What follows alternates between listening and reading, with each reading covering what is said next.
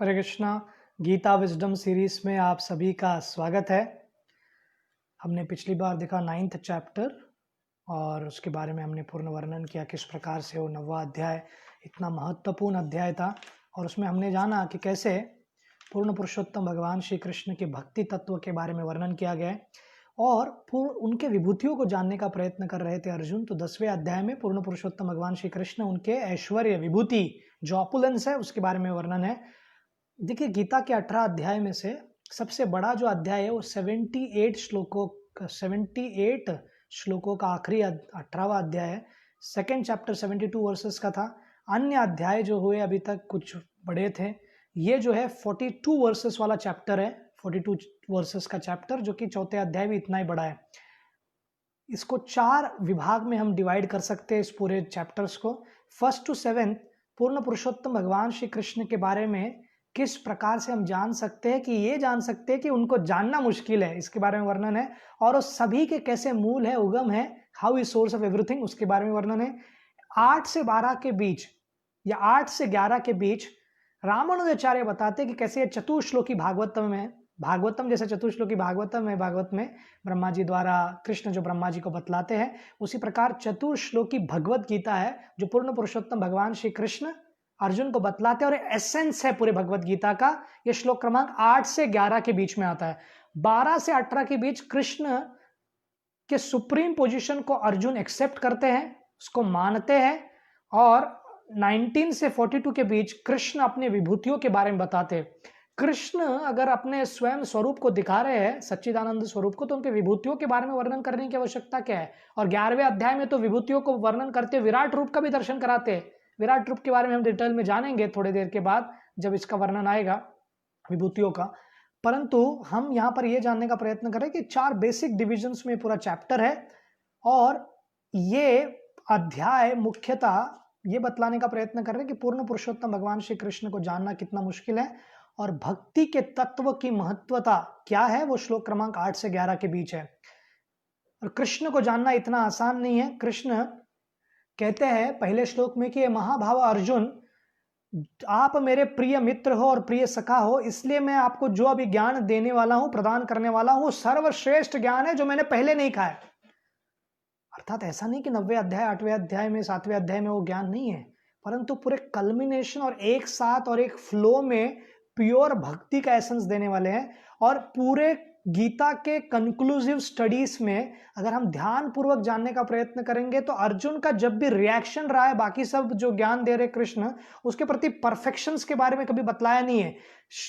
अध्याय क्रमांक 13 से 18 के बीच भी बहुत डीप फिलोसॉफिकल डिस्कशंस है। 3 गुणों के बारे में वर्णन है, सरेंडर के बारे में वर्णन है, चैरिटी के बारे में वर्णन है, अनेक प्रकार के चीजों का वर्णन है। परंतु कृष्ण पूर्ण पुरुषोत्तम भगवान श्री कृष्ण डायरेक्ट रिलेटेड जो वस्तु है और वे कैसे भगवान है और उनका तत्व क्या है, इसके बारे में रियलाइजेशन या वास्तविकता वो जब साक्षात्कार होता है, वो श्लोक क्रमांक 8 से 11 के बीच जब कृष्ण बतलाते हैं, उसके बाद जो चौथे और 12वें श्लोक और 13वें श्लोक में जो वर्णन है वो कंक्लूसिव है। वो अर्जुन के सबसे बड़ा रियलाइजेशन है पूरे गीता में कृष्ण के संदर्भ में। तो यहां पर वो कहते हैं कि जो मैं आपको ज्ञान देने वाला हूं सर्वश्रेष्ठ है। और दूसरे श्लोक में बतलाते हैं कि कैसे है कि उगम जो है ना सभी के, सबको क्यों नहीं समझ में आता है। आप सभी के मूल हो, सभी के स्तोत्र हो, देवताओं को भी समझ में आता है कि नहीं आता है। तो बताते हैं, कृष्ण कहते हैं न मे विदुषुर गणा प्रभवम न महर्षिया, ना तो देवगण मुझे जान पाते हैं न महर्षिगण जान पाते पूर्णता। अरे क्यों, देवगण तो सब कुछ जानते हैं, इस पूरे विश्व को चलाते हैं, और फिर महर्षिगण कम से कम वो ज्ञानी है, वो देवताओं को भी गाइडेंस देते हैं, फिर उनको क्यों नहीं पता। अहम आदिर्हि देवानाम महर्षिणाम च सर्वशः, वो कहते हैं कि मैं देवगण और महर्षिगण और साधुगण का सर्वश्रेष्ठ उनका उगम हूं, मुझसे ही सब कुछ आते हैं, इसलिए वो पूर्णता मुझे कभी जान नहीं पाते हैं। तो इसलिए कृष्ण को जानने के लिए केवल मटेरियल स्कॉलरशिप और मानसिक स्तर पर स्पेकुलेशन करके हम भगवान कृष्ण को नहीं जानते हैं, भक्त बनकर ही कृष्ण को जानते हैं, जान सकते हैं। कृष्ण पहले ही श्लोक में इस अध्याय के कहते हैं कि किस प्रकार आप मेरे भक्त हो और मेरे प्रिय मित्र हो, इसलिए आप क्वालिफाइड हो ये सब जानने के लिए, और मैं आपको बताऊंगा। तीसरे श्लोक में वो कहते हैं कि किस प्रकार से अगर व्यक्ति कृष्ण को जानने का प्रयत्न करे तो पूर्ण प्रकार से सभी प्रकार के जो पाप है उनसे मुक्त हो सकते हैं। यो मामजानादिं च वेते लोक महेश्वरम असमुन्मूढ़ समर्थेषु सर्व पापे प्रमुच्यते। वो कहते हैं कि मैं अजन्मा हूं, अनादि हूं और सर्वलोकों का महेश्वर हूं, सर्वलोकों का स्वामी हूं। इस प्रकार जो व्यक्ति किसी को जानता है तो सब प्रकार के अज्ञान से मुक्त होकर और पापों से मुक्त होकर मुझे प्राप्त कर सकता है। तो पूर्ण पुरुषोत्तम भगवान श्री कृष्ण को गुण क्या है, उनकी पर्सनालिटी क्या है, उसके बारे में वर्णन करते हैं कृष्ण। वो कहते हैं बुद्धिर्ज्ञानम असमोह क्षमा सत्यम दम सम। वो कहते हैं कि व्यक्ति बुद्धि, ज्ञान और जो मायावी शक्ति है, द्वंद्व है, उससे मुक्त हो सकता है। तो भगवान के शक्ति द्वारा ही इस जगत में, भौतिक जगत में डुअलिटी है, अर्थात कृष्ण डायरेक्टली किसी को माया में नहीं डालते। जिस प्रकार से सूर्य के इंडिपेंडेंट नहीं है शैडो, परंतु सूर्य ही केवल शैडो का कारण है, ऐसा नहीं है, इनडायरेक्ट कारण है। क्षमा सत्यम दम सम। वो कहते हैं जो क्षमापूर्ण हो, सत्य की व्याख्या करे, और दम और समा का अर्थ है, दम माने जो इंद्रियों के नियंत्रण करने में रहे, समा माने जो मन के नियंत्रण करने में हो, सुखम दुखम भावो अभावो। सुख दुख ये डुअलिटी है, द्वंद्व है इस जगत में, कभी सुख होता है, कभी दुख आता है, कभी कॉन्स्टेंटली हर एक व्यक्ति को प्लेजर नहीं मिलता है। और हमने इस वर्ष में पूरा अनुभव कर लिया कि प्लेजर हमसे कितना दूर है। हालांकि वही व्यक्ति इस दुख के परिस्थिति में, जो फार्मास्यूटिकल इंडस्ट्री के व्यक्ति है, वो सुखम है, और जो नेटफ्लिक्स और अन्य प्रकार के नेट वाले चला रहे हैं, इंटरनेट वाले, वो बहुत खुश है। बहुत सारे नेट वाले कंपनियों का इतना मुनाफा हो गया घर बैठे, और सबसे ज्यादा मोबाइल की बिक्री हुई है कोरोना के टाइम में पूरे विश्व भर में। इलेक्ट्रॉनिक गुड्स सबसे ज्यादा बिका है। ये सर्वे भारत में नहीं, पूरे विश्व भर में, ताकि लोग टीवी ले सके, नया टीवी लेकर, नया मोबाइल लेकर अपने घर में आनंद लूट रहे। भावो अभावो अर्थात मृत्यु या उस पे अमर होना। भयम च अभयम च, भय अभय, अहिंसा समता तुष्टि, तपो दानम यशो अशः। तप, दान और विजेता बनना किसी क्षेत्र में या पराजित होना। भवंती भाव भूता नामत एव पृथक विदः। ये सब गुण जो है जीवात्माओं में, ये मुझसे ही आते हैं और मैंने ही निर्माण किया है। और कृष्ण आगे, इसलिए किसी भी व्यक्ति में कोई गुण हो, किसी भी व्यक्ति में कोई क्वालिटीज हो, किसी भी व्यक्ति में इस प्रकार के गुण हो, तो किसी व्यक्ति को यह विचार नहीं करना चाहिए कि देखो मैं कितना महान हूं। हर एक वस्तु भगवान की गिफ्ट है। किसी व्यक्ति को अपने गुण के बारे में जानना कि मेरा टैलेंट है, वो एक बहुत बड़ा गिफ्ट है, और मैं जानता हूं इसको और भगवान में उपयोग करना, वो उससे बड़ा गिफ्ट है। और ये सब कुछ कृष्ण से आता है, और कृष्ण के कृपा के बिना कुछ नहीं हो सकता है। जो जानता है उस व्यक्ति को सबसे बड़ा वरदान या भगवान का उपहार मिला है। हम देखते हैं कि किस प्रकार से कृष्ण लीला में या महाभारत में भी वर्णन है कि कृष्ण जैसे अपने परम धाम को जाते हैं तो अर्जुन कुछ गांव के कुछ लुटेरे लोगों से भी हार जाते हैं। तब कृष्ण युधिष्ठिर महाराज को अर्जुन बतलाते हैं कि कैसे जब तक भगवान श्री कृष्ण थे तब तक मेरे पास सब विभूतियां थी, शक्ति थी, वे चले गए, मशीन हो गया। ये अर्थ, ये अर्जुन अपने आप में बहुत शक्तिशाली है, परंतु उनकी नम्रता है, उनकी विशेष क्वालिटी, और भक्तों में ये विशेष गुण होता ही है। वे जो भी गुण अपने पास रखते हैं कभी समझते नहीं कि सबका मैं सब कुछ कर रहा हूं। तो जो मी एटीट्यूड है ये मूलतः आता है जब हम भगवान को श्रेय नहीं देना चाहते। और बहुत सारे इगोइस्टिक जो फुटबॉल प्लेयर्स होते हैं वो जब भी गोल करते हैं उनको लगता है उन्होंने किया, पर अगर मिडफील्डर ठीक से ना बॉल पास करे, आपको गेम बना कर नहीं दे, तो आप गोल कैसे करोगे।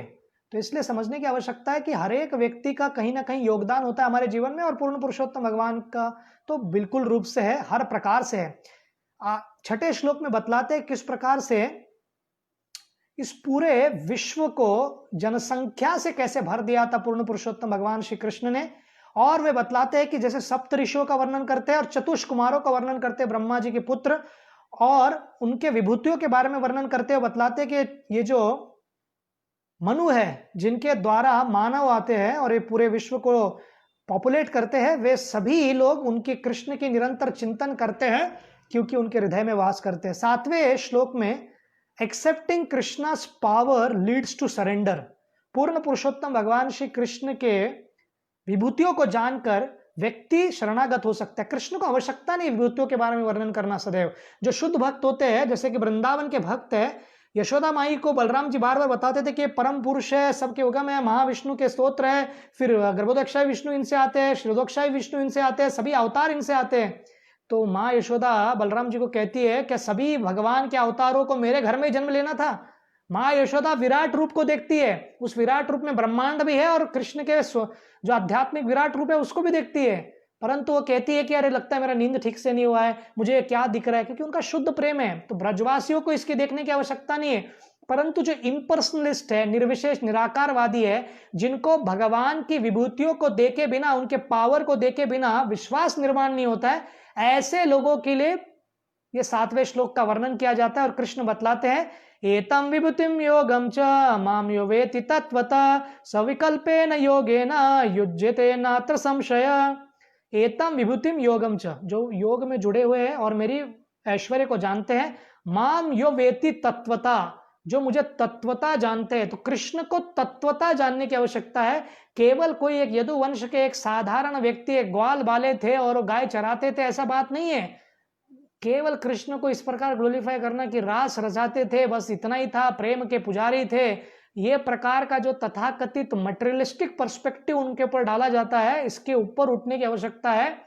और कृष्ण गीता में स्वयं कहते हैं 4वें अध्याय में, जन्म कर्मे च मे दिव्यम एवं यो वेति तत्वता त्वक्ता देहम पुनर्जन्म नैति मामेति सो अर्जुना। तो तत्वता कोई व्यक्ति कृष्ण को जान ले तो निश्चित रूप से इस जन्म मृत्यु के चक्र से व्यक्ति बाहर निकल सकता है, अन्यथा कितना भी प्रयास अपने प्रकार से कर ले, अपने हिम्मत लगा ले, वो कभी इससे मुक्त नहीं हो पाएगा। इस संसार का जो टैंगल्स है, इस संसार का जो एंगेजमेंट है वो इस प्रकार से है कि व्यक्ति जितना प्रयास करता है, देखो दलदल में व्यक्ति जितना प्रयास करेगा और अंदर जाने लगता है। एक व्यक्ति बाहर का एक्सटर्नल व्यक्ति हमारे हेल्प के लिए रस्सी फेंक दे या हाथ दे तो हम बच सकते, अन्यथा नहीं। तो पूर्ण पुरुषोत्तम भगवान श्री कृष्ण स्वयं ये हेल्प करने आते हैं। वो कहते हैं 4वें अध्याय में कि परित्रणाय साधुनाम विनाशाय च दुष्कृतम धर्म संस्थापनार्थाय संभवामि युगे युगे। एक तो जो साधु लोग हैं उनकी रक्षा करने के लिए, और जो मूर्ख लोग हैं उनका संहार करने के लिए, और तीसरा सबसे महत्वपूर्ण धर्म की स्थापना करने के लिए वो पुनः पुनः आते हैं इस भौतिक जगत में, ताकि उनके जो जीव है, जो उनसे विमुख होकर दूर जाकर स्वतंत्र रूप में भोग करना चाहते हैं, उनको वो एक और मौका दे सके। सविकल्पेन योगेन युज्यते नात्र संशय। जो व्यक्ति अंतर कृष्ण के भावना से उनसे जुड़े रहते, युज्यते, उनको बिल्कुल भी संशय नहीं होना चाहिए जनमानस को कि ये कार्य करता है, नात्र संशय। तो हाईएस्ट समिट, सबसे बड़ा जो पर्वत का जो चट्टान के जो समिट होता है, टोक होता है, वो है कृष्ण को जानना, कृष्ण भक्ति को जानना, और ये सर्वश्रेष्ठ है। तो रामानुजाचार्य, जैसे मैं आपको बता रहा था कि 8 से 11 के बीच जो इस अध्याय के श्लोक है उसको वो चतुर्श्लोकी भगवत गीता कहते हैं। और अधिकतर बार हम देखते हैं कि जो भी थियोस्टिक ट्रेडिशंस है या आस्तिक ट्रेडिशन है उसमें माना जाता है कि भगवान क्रिएटर है, भगवान कंट्रोलर है। नास्तिक ट्रेडिशन जो है, या नास्तिक ट्रेडिशंस में कुछ धर्म के भी एस्पेक्ट्स आते हैं, जैसे कि जैन धर्म हो, बुद्धिस्ट धर्म हो, जो धर्म है परंतु कृष्ण भगवान कंट्रोल में है, भगवान निर्माता, इसकी बात को मानते नहीं हो। इस तीसरा है डीइज्म, एक है थीइज्म, एक है एथीइज्म, तीसरा है थीइज्म, डीइज्म। डीइज्म का अर्थ यह है कि वो जानते हैं कि भगवान ने क्रिएट किया परंतु वो कंट्रोल में नहीं है। तो इस 8वें श्लोक से कृष्ण बतलाएंगे कि संबंध ज्ञान क्या है, अभिधेय ज्ञान क्या है, प्रयोजन ज्ञान क्या है। जो भागवतम का वो चतुर्श्लोकी भागवतम में भी ब्रह्मा जी को वर्णन करते हैं कृष्ण, उसी प्रकार से यहां पर भी वर्णन करते हैं कृष्ण अर्जुन को ये संबंध, अभिधेय और प्रयोजन ज्ञान के बारे में। संबंध ज्ञान माने भगवान से हमारा संबंध क्या है, अभिधेय माने किस प्रकार से हम इस संबंध को पुनर्स्थापित कर सकते हैं, वो है भक्ति के मार्ग से। तीसरा प्रयोजन का अर्थ है कि ये सब करने के बाद मुझे क्या प्राप्त होगा, जो लालसा है हम में कि हम किसी को प्रेम कर पाए निस्वार्थ रूप से और उनका प्रेम को हम अनुभव कर पाए, वो रेसिप्रोकेशन हो लविंग रिलेशनशिप्स का, वो कृष्ण यहां पर बतलाएंगे।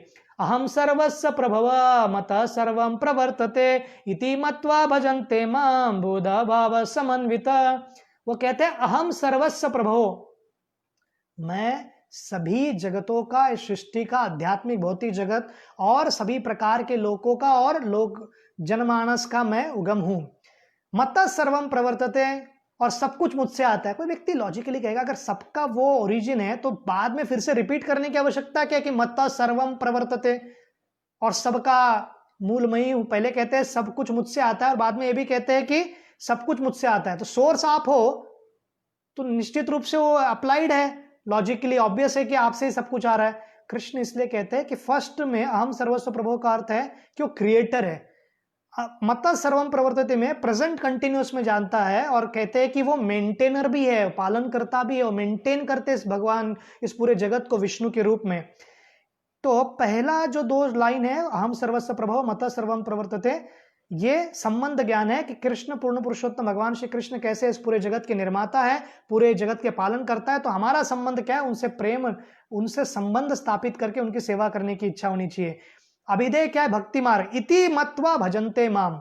जो व्यक्ति भजन करते हैं मेरे गुणगान करते हैं, मेरे लीलाओं का, मेरे नाम का, मेरे भक्तों का, मेरे धाम का, फिर उनको क्या प्राप्त, वो कौन लोग हैं, उन्हें क्या प्राप्त होता है, बुध भाव समन्विता। बुध का अर्थ है जैसे बुद्धा मीन्स एनलाइटेंड वन, जो बुद्धि ज्ञान से, जिस व्यक्ति को आध्यात्मिक बुद्धि से पता चलता है कि भगवान की कृष्ण की सेवा करना, और वे प्रेम पूर्वक सेवा करते हैं। 9वें श्लोक में बतलाते हैं कि ऐसे महान भक्त, ऐसा बुधा भाव समन्विता का भक्त के लक्षण क्या होते हैं। मच्चिता मद्गता प्राणा बोध्यंतश्च परम परम कत्यंतश्च माम नित्यं तुष्यन्ति च रमन्ति च। बोध्यंत परस्परम, मच्चिता मद्गता प्राण। जिस व्यक्ति का चित्त, माने जिसका चिता मतलब वो होम हो, जिसका शेल्टर हो, जिसका आश्रय हो, जो कॉन्शियसनेस हो, वो मत गता प्राण जो लाइफ है। बोध्यंतस परस्परम, जो व्यक्ति निरंतर भक्त श्रवण करते हैं मेरे बारे में। कत्यंतश्च माम नित्यम, निरंतर भक्तों के बीच एक दूसरे के साथ मेरे लीलाओं का वर्णन करते। एक है कीर्तन करना और दूसरा है श्रवण करना, और पहला था स्मरण करना। तुष्यन्ति च रमन्ति च, तो उनको क्या प्राप्त होता है फिर ऐसे लोगों को जो स्मरण करते हैं, कीर्तन करते हैं और भगवान के बारे में निरंतर श्रवण करते हैं, उनको प्राप्त होता है तुष्यन्ति च रमन्ति च। अर्थात रम शब्द या रमन्ति सदैव भगवान रमन और भगवान के कृष्ण से रिलेटेड है। उनको संतुष्टि मिलती, हर एक व्यक्ति को तुष्टि चाहिए, तुष्यन्ति चाहिए और आनंद चाहिए, जिसके लिए हम इतना मेहनत कर रहे हैं, वे प्राप्त होता है। भक्ति, जो भी व्यक्ति भक्ति करता है उसको हायर सेटिस्फैक्शन मिलता है हर परिस्थिति में। 5 वर्षीय प्रहलाद महाराज इतने विकट परिस्थिति में थे, उनके पिता विश्व के सबसे बड़े आतंकवादी थे, निरंतर उन पर अत्याचार होता था, निरंतर उनके ऊपर अनेक अनेक प्रकार से आक्रमण करके उनकी हत्या करने का प्रयत्न करते थे। स्वयं उनके पिता हिरण्यकशिपु, जो हिरण्यकशिपु जिनको देखकर देवता गण बादलों में चुप जाते थे, आकाश में कहीं जाकर चुप जाते थे, वो प्रहलाद भगवान नरसिंह के भक्त थे, निरंतर ओम नमो भगवते वासुदेव का जप करते थे और उनको बिल्कुल डर नहीं था। क्यों? तुष्यन्ति च रमन्ति च, वो 3 कार्य करते थे। नारद मुनि द्वारा जब कथा उन्होंने सुना अपनी मां कयादु के गर्भ में, तभी वो भगवान से जुड़ गए थे, रिलेशन बन गया था उनका। केवल जब बाहर आए तो अपनी लीलाओं का किस प्रकार महान, प्रहलाद महाराज कितने महान भक्त थे हमको पता चला। 5 वर्षीय केवल बालक थे। विचार कीजिए आप, ध्रुव महाराज, देवतागण उनको कहते हैं और रुकाने का प्रयत्न करते, टेस्ट करते और कहते कि आपकी मां का मृत्यु हो गया, आप घर जाइए। फिर नारद मुनि उनका टेस्ट करते हैं। सब कहने के बाद भी ध्रुव महाराज हिलते नहीं है। ध्रुव महाराज जाकर तपस्या करते हैं और तप करने के बाद कृष्ण गर्भ उनको दर्शन देते हैं। वो इतने छोटे बालक थे, प्रार्थनाएं कैसे करनी है उनको पता नहीं था, संस्कृत का ग्रामर उनको नहीं आता था, रचना नहीं आती थी। कृष्ण उनके, या कृष्ण गर्भ विष्णु जी भगवान श्री कृष्ण उनके सर पर जब शंख रखते हैं तो सुंदर वो कविताओं से, सुंदर रचनाओं से, सुंदर अपनी प्रार्थनाओं से, जिसका वर्णन श्रीमद् भागवतम में वो करते हैं।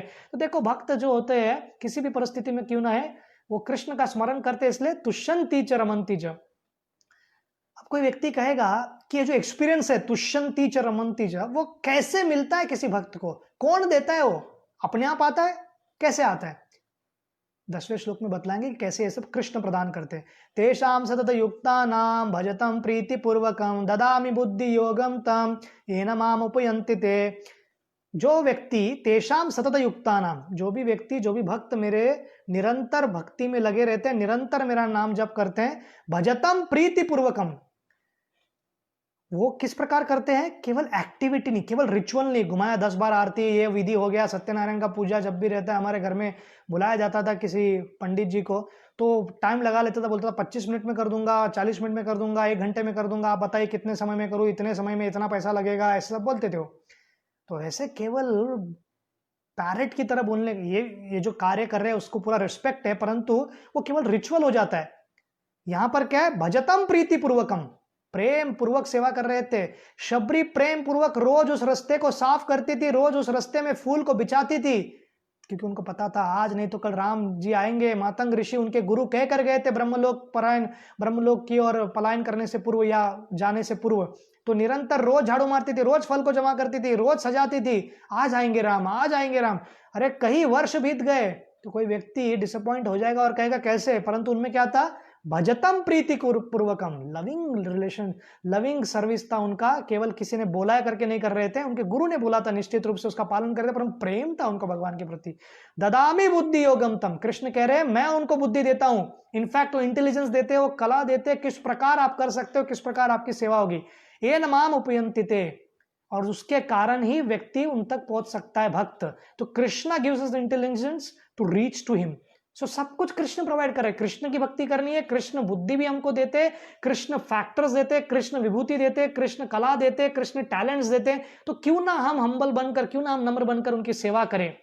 श्रील प्रभुपाद के जीवन में जब वो जलदूत में थे और पहुंचने वाले थे अमेरिका बॉस्टन, तो वहां पर वो सुंदर प्रार्थना करते और कहते हैं कि देखिए मैं एक कठपुतली हूं, मुझे जैसे नचाना है नचाओ प्रभु, मैं क्या जानता हूं, मैं पाश्चात्य देश में क्या प्रचार करूंगा, आप मुझे वहां ले जा रहे हो तो निश्चित रूप से आपने कोई योजना बनाई होगी, तो कृपा करके आप मुझे वहां ले जाइए, आप जैसे नचाना चाहते हैं नचाइए, मेरे गुरु महाराज का आदेश है, कुछ ना कुछ तो होगा, आप पर मुझको पूरा विश्वास है। तो ये विश्वास जो होता है, ट्रस्ट जो है भगवान के ऊपर, वो भक्त को महान बनाता है। तो अल्टीमेट गोल क्या है बुद्धि योग का, कि कृष्ण को हम जाने। और इतना ही नहीं, कृष्ण हमारे सभी अज्ञान को भी नष्ट करते हैं। 11वें श्लोक में वर्णन है, तेषामेवानुकंपार्थम अहम अज्ञानतम नश्यामि आत्मभावस्तु ज्ञान दीपेन भास्वत। कृष्ण एक स्पेशल मर्सी, कृपा दिखलाते। कैसे? इस जगत में सबसे बड़ा कृपा क्या होता है? अरे अविद्या से कोई उठ पाए, कोई व्यक्ति इस ज्ञान को प्राप्त करे कि मैं शरीर नहीं, मैं आत्मा हूं, मैं भगवान का अंश हूं। लोग अपने अपने इस पूरे जगत में फाइट्स का अगर आप एक रियल सेंस में एनालिसिस करें, पॉलिटिकल सेंस में या जो भी सेंस पूरे जगत में हम देखते हैं आज के तत्कालीन परिस्थिति को, अरे कोई भी आइडेंटिटी किसी को यूनाइट ही नहीं कर सकता है। भारतवर्ष में भी बहुत सारे जो तथाकथित लेफ्टिस्ट वर्ग के लोग हैं, वो मानने को ही तैयार नहीं आज तक कि भारत एक यूनिट होना चाहिए। उनकी मान्यता यह है कि हर एक अनेक देश बनने चाहिए। और ये तथाकथित, उस दिन चैतन्य चरण प्रभु जी ने बहुत ही सुंदर वर्णन किया कि राइट विंग और लेफ्ट विंग में अंतर क्या होता है। अरे बहुत, आप अगर आप सोशल मीडिया में हो तो राइट विंग और लेफ्ट विंग के बारे में आप अच्छे से तरह जान सकते हो। तो कहते हैं राइट मतलब वो लोग हैं जो इस धरती में जो भी हो रहा है या इस देश में जो भी हो रहा है वो कहते हैं कि सही हो रहा है। सिंपल डेफिनेशन दे रहे हैं, मैं इसका रियल डेफिनेशन भी आपको देता हूं थोड़ी देर में, परंतु सिंपल डेफिनेशन के वक्त राइट का अर्थ है कि भारतवर्ष में जो भी हो रहा है वो राइट हो रहा है, अच्छा हो रहा है, अच्छा बहुत हुआ है, आगे भी होगा, जो बहुत पॉजिटिव रहते हैं। लेफ्ट विंग वो है जो कहते हैं कि जो व्यक्ति जो कह रहा है ना राइट हो रहा है, सब कुछ अच्छा हो रहा है, वो लोग हमेशा प्रिविलेज क्लास रहे हैं, वो सब लोग स्वजन लोग रहे सर्वगण, वो ब्राह्मण रहे, वो क्षत्रिय रहे। हम जो दबे कुचले लोग हैं, हमको कभी कुछ मिला नहीं, हम आदिवासी है, हम ये है, हम वो है, हम माइनॉरिटीज है, उनको जो सपोर्ट करते हैं उनको कहते हैं लेफ्ट विंग। तो इस प्रकार वो कहते हैं कि दोनों के बीच कभी कंसेंसस बन ही नहीं सकता है, ना कम्युनिज्म के बीच कंसेंसस बन सकता है, ना कैपिटलिज्म के बीच कंसेंसस बन सकता है। किसी भी आधार पर आप जगत को एक साथ नहीं ला सकते, राष्ट्र को एक साथ नहीं ला सकते, ना भाषा के नाम पर, ना जाति के नाम पर, ना राष्ट्रवाद के नाम पर। अच्छा होता राष्ट्रवाद के नाम पर लोग एक साथ आए, परंतु ये संभव नहीं है। ना ही धर्म के आधार पर आप एक साथ ला सकते हो। धर्म के आधार पर अगर लोग एक साथ आ गए होते तो ईरान और सऊदी अरेबिया सुबह शाम एक दूसरे को गला दबाकर मारने का प्रयत्न क्यों करते? दोनों मुस्लिम जगत के लोग हैं, पर उनमें कुछ नहीं जमता है। ऑफकोर्स आप कह सकते हो कि सुन्नी और शिया है, चलो वो भी मान लेते हैं, परंतु सऊदी अरेबिया और यमन के बीच क्यों हो रहा है? यमन भी सुन्नी है, सऊदी अरेबिया भी सुन्नी है। तो ये जो इस प्रकार की धारणाएं हैं, और पूरा वर्ल्ड वॉर और 1 और वर्ल्ड वॉर 2 क्रिश्चियन कंट्रीज के बीच हुआ है, तो कहां धर्म के आधार पर लोग एक साथ आ सकते हैं? एक ही आधार के कारण वो एक साथ आ सकते हैं, वो आत्मा के स्तर पर, और हम कृष्ण के अंश है इसको जानकर, और भगवान की जब हम सेवा करने का प्रयत्न करेंगे तो कृष्ण वो जो दीप है, ज्ञान दीपे न भास्वता, वो जब हमको देते हैं तो निश्चित रूप से हमारे जीवन में क्या करते हैं? कृष्ण हमारे जीवन को आंतरिक स्तर पर ब्राइट और राइट करते हैं, और हम सही निर्णय ले सकते हैं फिर उसके बाद। अब आपको बताता हूं कि लेफ्ट विंग और राइट विंग का इतिहास क्या है। अंग्रेजों के, या आप कह सकते हैं यूरोपियन लोगों का जो पार्लियामेंट हुआ करता था, तो उसमें अभी तक डिसाइड नहीं हुआ था कि पूर्णतः लोकतंत्र करना है नहीं करना है। तो एक साइड में जो रॉयल हेरार्की थी राजाओं का या रूलर्स का, वो एक साइड बैठते थे, और जो लेबर क्लास हुआ रहता था एक साइड बैठता था। तो रॉयल लोग अच्छे से नहा धोकर, अच्छे से स्वच्छ होकर, एकदम अच्छी तरह अपने को सजाकर, परफ्यूम्स मारकर बैठते थे, और एक तरफ असेंबली के एक तरफ ऐसे लोग बैठते थे जो बेचारे बहुत मेहनत करके आते थे और अपने अधिकारों को जानना चाहते थे, वो इतने स्वच्छ नहीं रह पाते थे, तो आपसे बहुत बदबू आती करके उस तरफ रहो, तो उनको लेफ्ट साइड रखते थे, और ये जो लोग हैं राइट साइड रहते थे। वहीं से आया ये राइट विंग और लेफ्ट विंग। ये राइट विंग फिनोमिना, ये लेफ्ट विंग फिनोमिना, ये कास्टिस्ट फिनोमिना, ये सब दुनिया को यूरोप का देन है। भारतीय संस्कृति वर्णाश्रम धर्म पे आधार था, और क्षत्रिय इंडिपेंडेंट नहीं थे, ब्राह्मणों के निर्देश और आदेश के अनुसार कार्य करते थे। क्षत्रिय के पास शक्ति हुआ करता था, और लेबर क्लास जो होता था वो सभी लोगों की सेवा करते थे, परंतु सबसे ज्यादा कृपा उनको प्राप्त होता था क्योंकि वो सभी लोगों की सेवा करते थे। तो कृष्ण उनसे ज्यादा संतुष्ट होते थे, जितना ब्राह्मणों से संतुष्ट होते थे उतना उनसे भी संतुष्ट होते थे। तो वर्णाश्रम सिस्टम परफेक्ट था, कहीं पर भी बिगेटरी नहीं था, कहीं भी कास्टिस्ट मेंटालिटी नहीं था, कहीं भी किसी भी प्रकार से निंदा या उसका शोषण नहीं होता था। तो ये जो वेस्टर्न मीडिया जो पोर्ट्रे करता है हमेशा, तो इससे बाहर निकलने की आवश्यकता है। हमको ये कॉलोनियल माइंडसेट है ना, अभी तक अंग्रेजों के गुलाम तो हम नहीं रहे इन अ पॉलिटिकल सेंस, बट अभी भी हम उनके ही गुलाम की तरह बिहेव करते हैं। क्योंकि जयपुर में जो भी लिटरेचर फेस्टिवल होता है हर साल, और उसमें डार्लिन पियर और वेंडी डॉनिगर और अन्य प्रकार के जो एंड्रयू ट्रुचेस्की लोग आते हैं, ये हमको यही सिखलाते हैं कि किस प्रकार से रामायण काल्पनिक है, महाभारत काल्पनिक है, आपका जातिवाद है, इनके साथ भेद हुआ, इनके साथ दुख हुआ, यही हमको रट पढ़ाया जाता है सुबह शाम।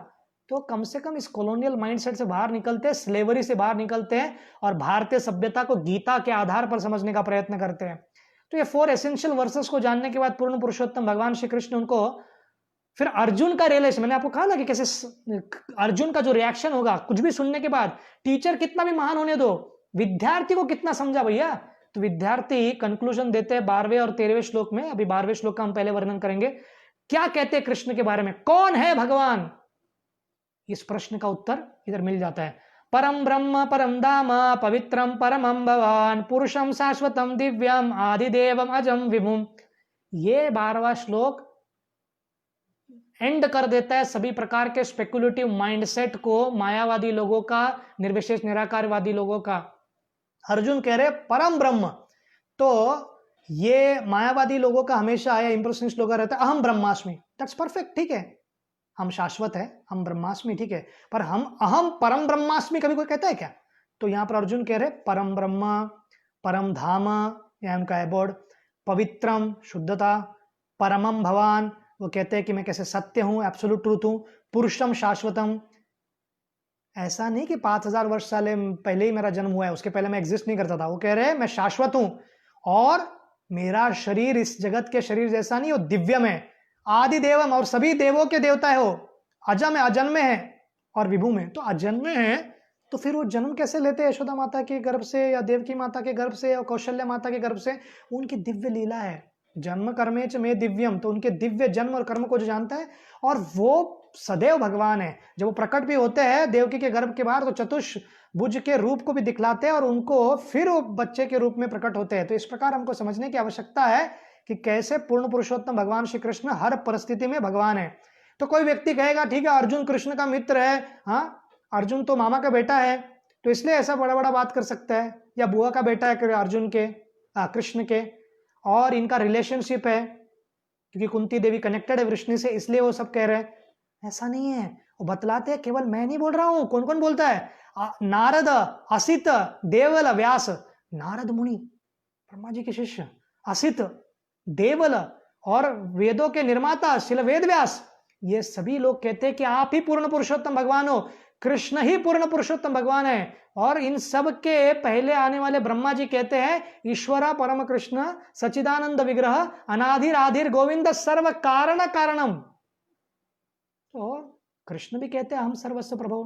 तो कोई कहेगा कृष्ण कह रहे इसलिए आप नहीं, हम क्यों माने, अर्जुन कह रहे हम क्यों माने, अरे वेदव्यास की तो माननी पड़ेगी ना आपको। तो वेदव्यास जी भी कहते हैं, ब्रह्मा जी भी कहते हैं। 14वें श्लोक में वर्णन है कि कैसे पूर्णतः ना तो मुझे कोई देवता जान सकता है, ना कोई देव ऋषि जान सकते। पुनः वो रिपीट करते हैं 15वें श्लोक में, बतलाते हैं कि कैसे अर्जुन बतला रहे हैं कि आपके द्वारा ही आपको जाना जा सकता है, आपकी कृपा से, और आप ही पूर्ण प्रकार से खुद को जानते हो सबको। इसलिए चैतन्य महाप्रभु का जो फिलॉसफी है कि साइमल्टेनियस वननेस और डिफरेंस, अचिंत्य भेद अभेद तत्व, ये पूर्ण पुरुषोत्तम भगवान श्री कृष्ण बतलाते हैं। 16वें और 17वें श्लोक में दिव्य आत्म विभुत्व के बारे में वर्णन किया गया है, और यहां पर वो और डिटेल में बताओ, ऐसे अर्जुन उनको कहते हैं। तो अभी डिटेल में क्यों जानना है, अर्जुन तो महान भक्त है। वो जनमानस जो साधारण लोग हैं, जिनको जब तक पावर दिखता नहीं है, और पावर को ही लोग झुकते हैं इस जगत में, जो सब सर्व शक्तिशाली है, सर्व संपन्न है, सर्व सुंदर है, विभूति है, जो बहुत बड़े पोजीशन में, उनको सब लोग सलाम करते हैं। उसी प्रकार आपके विभूतियों के बारे में वर्णन करो। और 18वें श्लोक में बतलाते हैं कि कैसे सैटिएशन नहीं है, अर्थात आपकी कथा सुनकर कोई थकता नहीं है, आपकी कथा सुनने के बाद कोई उसको ऐसा कोई एक मोमेंट नहीं आता जहां पर वो सोचता है कि यार बहुत हो गया अभी। चैतन्य महाप्रभु जो पूर्ण पुरुषोत्तम भगवान श्री कृष्ण ही है, वो निरंतर कई बार गदाधर पंडित से जगन्नाथपुरी धाम में ध्रुव महाराज की कथा और प्रहलाद महाराज की कथा सुनते थे। निगम कल्पतरुर गलितम फलम सुखमुखाद अमृत द्रव्य समितम पिबत भागवतम रसमालयम मूरहो रसिका भुवि भावका। ये जो रस है वो निरंतर मिल रहा है और कंटिन्यूसली मिल रहा है इस भौतिक जगत में, और सभी वैदिक शास्त्रों का ये निगम कल्पतरुर है, ये पका हुआ फल है जो अमृत पिला रहे हैं। और सुख मुखाद अमृतम, वो जो सुखदेव गोस्वामी के मुख से टच होने के कारण और वो मीठा हो गया है, ऐसे भागवतम का वर्णन है। और इस भागवतम के कथाओं में जो भी व्यक्ति निरंतर हिताधे आतुर चित्ताना मात्र स्पर्श मुहु भव सिंधु प्लवो दृष्टो हरिचर्याण वर्णनम, जो निरंतर हरि कथा सुनता है, हरि कथाओं का आश्रय लेता है, वो निश्चित रूप से व्यक्ति इस भौतिक जगत को पार कर सकता है। और यही कृष्ण बतला रहे हैं 19 to 42, जो कि हम नेक्स्ट टाइम चर्चा करेंगे, उसमें क्लियर कट कृष्ण बतलाएंगे कि भौतिक स्तर पर वो क्या, देवताओं में क्या है, फिर वसुओं में क्या है, रुद्रों में कौन है, तो जिस प्रकार से हम उनको देख सकते हैं। तो मैंने जैसे प्रारंभ में कहा था विराट रूप के बारे में वर्णन करेंगे, तो विराट रूप के बारे में वर्णन 11वें अध्याय में डिटेल में आएगा। तो ये केवल एक इमेजिनरी फॉर्म नहीं है, ये स्पिरिचुअल है, परंतु इसमें मटेरियल एस्पेक्ट भी है। अर्थात जो भगवान का सहस्त्र मुख वाला जो रूप है, उसमें अनेक अनेक देवता, कोई जांग पे है, कोई छाती पर है, और बहुत लोगों को इस जगत को समझने की इच्छा हो, जैसे महान भक्त जहां पर भी जाते हैं कृष्ण के बारे में जानते हैं, तो उसी प्रकार जो महान नहीं है उस स्तर पर नहीं है, और जो योगी के स्तर पर है, पहाड़ों को देखते हैं तो कृष्ण का बोन्स लगता है, जो नदियों को देखते हैं तो कृष्ण की नाड़ी जैसे लगती है, तो पेड़ों को देखते हैं कृष्ण के बालों की तरह लगता है। तो इस प्रकार वो ध्यान कर सकता है जो प्रिलिमिनरी स्टेज पर है। परंतु विराट रूप को इमेजिनरी समझ लेना ये बिल्कुल गलत है।